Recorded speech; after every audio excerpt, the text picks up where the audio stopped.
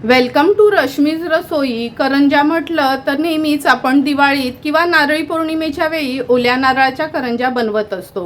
पण आज मी तुमच्यासाठी खास संक्रांती स्पेशल 2 ते 2.5 महिने टिकणाऱ्या खुसखुशीत पौष्टिक अशा तिळाच्या करंज्यांची रेसिपी घेऊन आली आहे। त्यासाठी हा व्हिडिओ तुम्ही शेवटपर्यंत बघा आणि माझ्या चॅनलला लाईक, शेअर अँड सबस्क्राईब करा।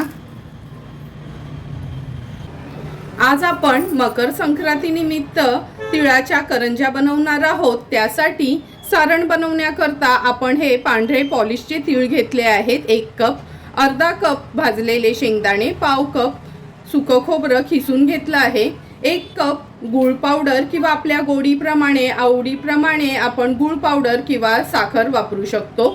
त्याच्यामध्ये छान खव्यासारखी टेस्ट येण्याकरता 3 चमचे मी ही मिल्क पावडर यूज करणार आहे आणि चमचाभर वेलची जायफळ पूड। पारी बनवण्याकरता 2 वाटी मैदा, अर्धा वाटी बारीक रवा, चिमूटभर मीठ आणि मोहनासाठी तूप वापरणार आहोत। तर चला मग लगेचच करंजा बनवायला सुरुवात करूया। करंजीची पारी बनवण्यासाठी पिठाला आपण मोहन घालणार आहोत। त्याकरता मी 4 चमचे हे तूप घेते। आपले पोहे खायचे चमचे असतात ना, त्याच चमच्यानी मी हे थोडंसं वितळलेलं तूप घेतलं आहे, म्हणजे मेजरमेंटला बरं पडतं। आता हे तूप आहे ना व्यवस्थित आपण गरम करून घेऊया। तूप छान कडकडीत गरम होईपर्यंत ह्या बोलमध्ये मी हे 2 वाटी मैदा घेतला आहे तो काढून घेते। ह्या मैद्याच्या ऐवजी ना तुम्ही गव्हाचं पीठ देखील वापरू शकता। अर्धा वाटी बारीक रवा घेतला आहे। जर जाडा रवा असेल ना तर तो थोडा मिक्सरला फिरवून घ्या। चिमूटभरच मीठ घेते। व्यवस्थित मैदा, रवा आणि मीठ मिक्स करून घ्यायचं आहे।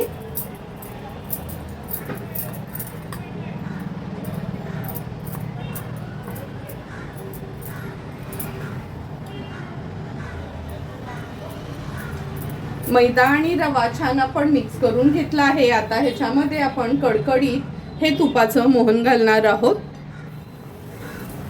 थोडं थोडं करून तूप ॲड करते, म्हणजे व्यवस्थित आपल्याला मिक्स करता येईल। तुपाच्या ऐवजी ना तुम्ही तेल वापरलं तरी चालेल। छानपैकी हे मिक्स करून घेते।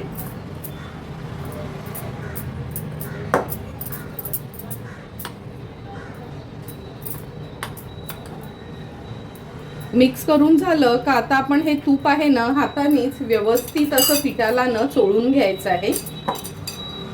हे बघा, असं हाताने छानपैकी ना पूर्ण पिठाला हे तूप लागलं जाईल असं आपण चोळून घेऊया। हे बघा, असा ह्याचा लाडू बनतो। असं हे मोहन पिठाला आपल्या व्यवस्थित लागलं आहे। आता ह्याच्यात थोडं थोडं करून पाणी घालायचं आहे। खूप घट्ट नाही आणि खूप सैलसर असं नाही, मीडियमच आपण हे पीठ मळून घेणार आहोत। ज्या मेजरिंग कपनी मी मैदा मोजला होता त्याच कपनी मी 1 कप एवढं पाणी घेतलं आहे, म्हणजे तुम्हाला परफेक्ट पाण्याचं प्रमाण सांगता येईल। आता थोडं थोडं करून पाणी ॲड करते आणि पिठाचा छानसा गोळा तयार करून घेते। हे बघा, पाऊण कप पेक्षा थोडंसं जास्त असं पाणी आपल्याला लागलं आहे, म्हणजे जवळपास पाऊण कप एवढं पाणी लागलं आहे। आता व्यवस्थित ह्याचा गोळा आपला तयार झाला आहे। अगदी चमचाभरच तेल घेते मी ह्याच्यावर। तेल फक्त ह्या पिठाला ग्रीस करून घेण्याकरता मी लावलं आहे। हे बघा, छानपैकी हे पीठ असं मळून घ्यायचं आहे आणि आता हे पीठ एक 20 ते 25 मिनिटासाठी छान मुरत ठेवते, म्हणजे रवा पण त्या पिठातला छान फुलला जाईल। आता हे आपण बाजूला ठेवूया आणि सारण बनवायला सुरुवात करूया।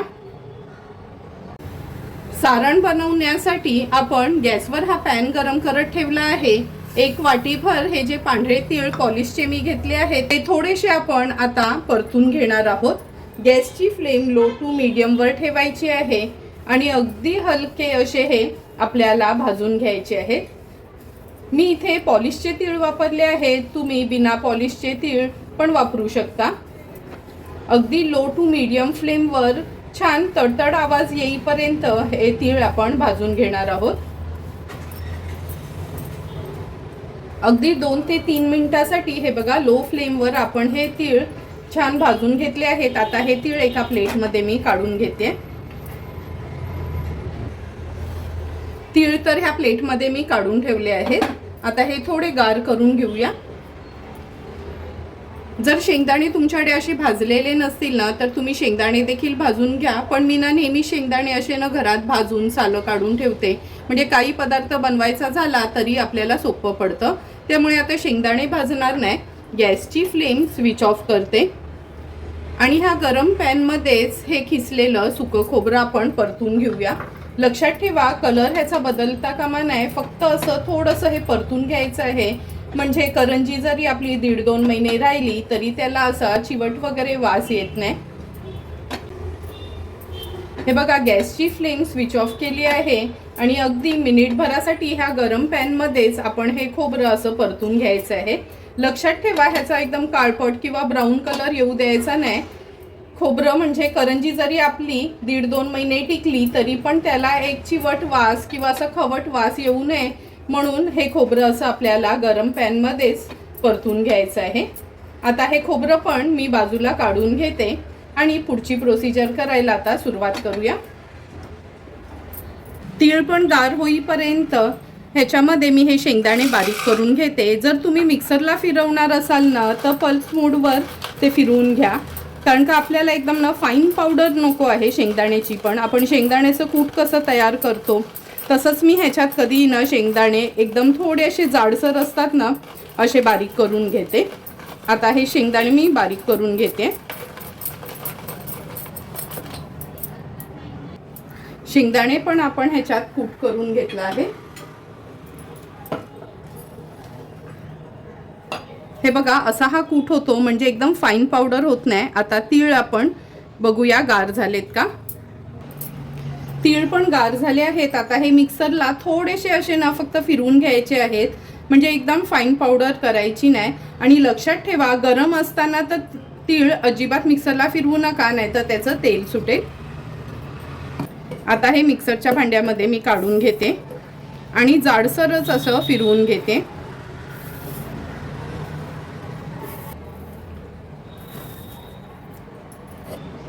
मिक्सरला थोडेसे हे फिरवून घेऊया। तीळ पण असे थोडेसे भरडच आपण मिक्सरला फिरवून घेतले आहेत। हे काढून घेते ह्या बोलमध्ये। बघूनच तुम्हाला कळेल का कशी त्याची कन्सिस्टन्सी येते।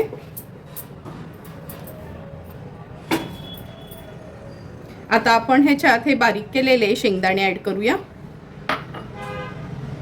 मिल्क पावडर घातली का छान खव्यासारख्या अशा ह्या करंज्या तिळाच्या लागतात। नंतर वाटीभर ही गूळ पावडर घेतली आहे। तुमच्या आवडीप्रमाणे तुम्ही कमी जास्त ही गूळ पावडर करू शकता। सुकं खोबरं,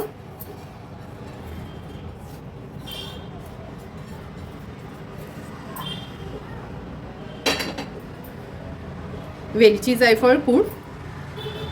आता व्यवस्थित मिक्स करून घेऊया।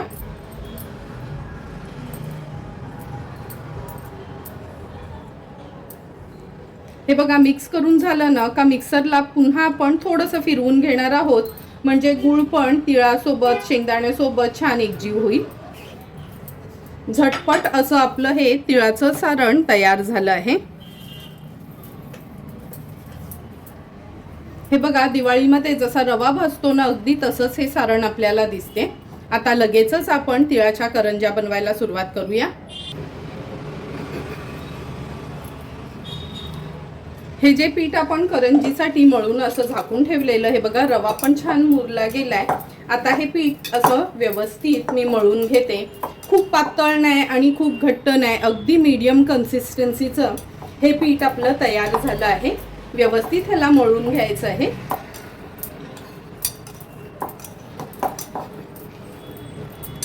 मळून झालं की लहान मोठे आपल्याला कशा करंज्या करायच्या आहेत तसे हे पेढे बनवून घेते। सर्व पेढे एकत्रच मी तयार करून घेते। हा नॅपकिन मी इथे अंथरून ठेवला आहे आणि आता हा एक पेढा घेऊन आपण खूप पातळ नाही आणि खूप जाड नाही, मीडियम कन्सिस्टन्सीची पुरी लाटून घेणार आहोत। जर तुम्ही ना खूप जाड पारी लाटलीत ना तर करंजी ना नंतर थोडी मऊ पडल्यासारखी वाटते. त्यामुळे ना अगदी मीडियमच आपण जसं चपात्या करतो ना तशाच ह्या पाऱ्या लाटून घ्यायच्या आहेत. हे बघा, मी सुरुवातीला या 6च पाऱ्या लाटून घेते आणि मग दाखवते करंजी कशी बनवायची ती.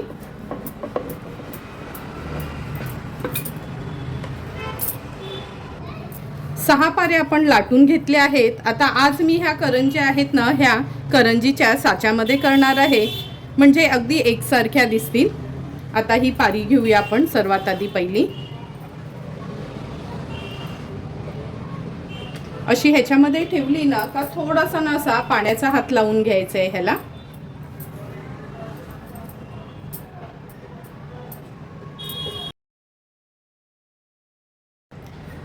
आता आपण ह्याच्यामध्ये हे सारण भरणार आहोत. खूप जास्त पण सारण भरायचं नाही, कारण का हे कसं थोडं सैलसर सारण असतं.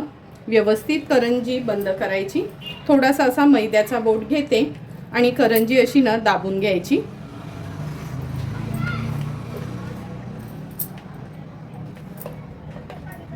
हे बघा,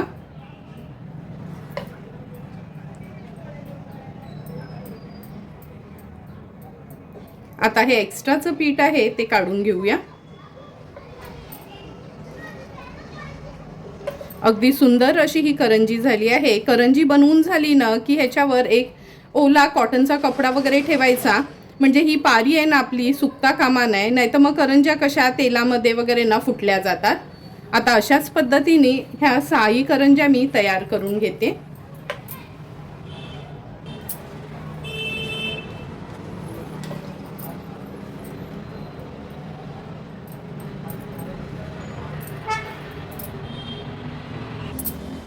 हे बघा, एक एक करून 6 करंज्या आपल्या बनवून झाल्या आहेत. आता लगेचच आपण ह्या तळून घेऊया.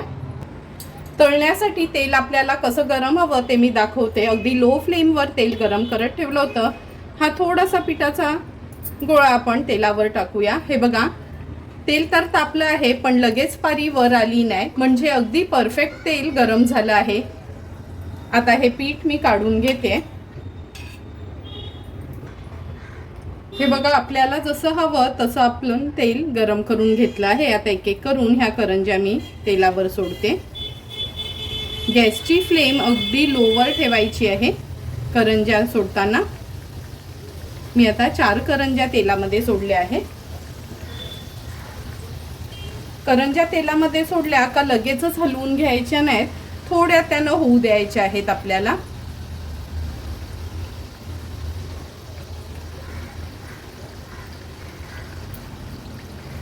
हे बघा, अर्धा मिनिट झाला आहे. ह्या करंज्या आपण तेलामध्ये सोडल्या आहेत आणि ह्या पूर्ण करंज्या तळताना ना आपल्याला अगदी लो फ्लेमवरच तळून घ्यायच्या आहेत. पलटून घेतल्या आहेत 4 करंज्या मी. आता लो फ्लेमवर व्यवस्थित क्रिस्पी होईपर्यंत उलट पालट करून आपण एक 2 ते 3 मिनिटासाठी ह्या करंज्या व्यवस्थित तळून घेऊया.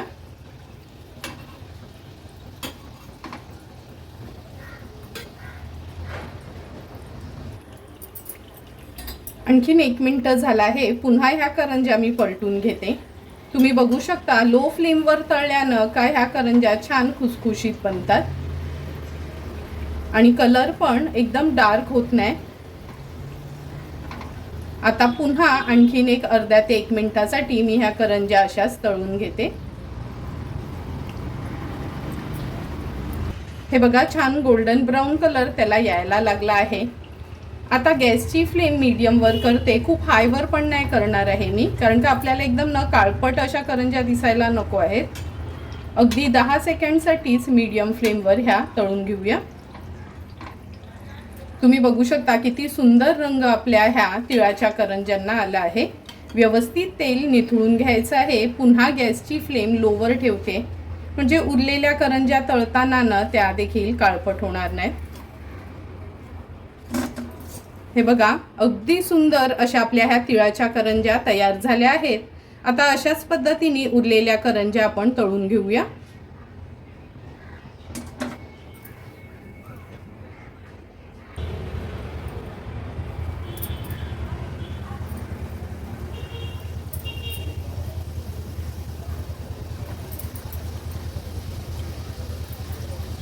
थोड्या थोड्या करून सर्व करंज्या आपण अशाच तळून घेणार आहोत।